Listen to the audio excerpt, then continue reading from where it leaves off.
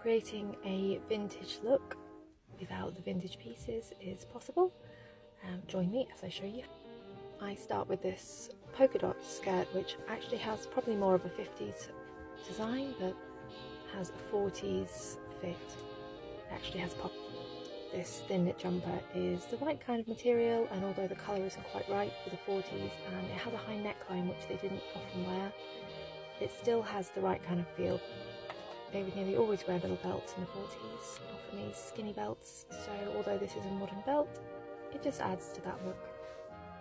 I do feel like it's these little accessorizing details that make all the difference to a look, and although this is an 80s brooch, it works.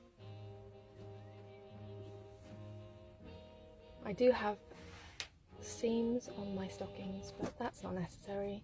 If you have plain, I think one of the things to get right is the vintage details, and for me that's the shoes and handbags, and whilst these shoes are probably more 50s, they definitely have the shape of a 40s.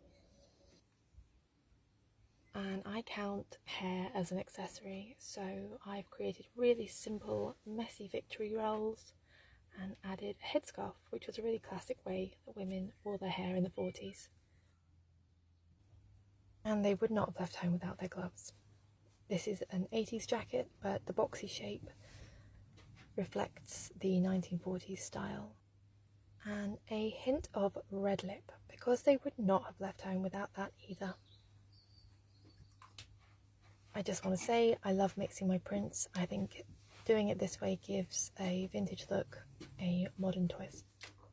Finally, an era-appropriate detail handbag along with my handkerchief, because a lady always carried a handkerchief. And that is how I create a vintage look with modern pieces.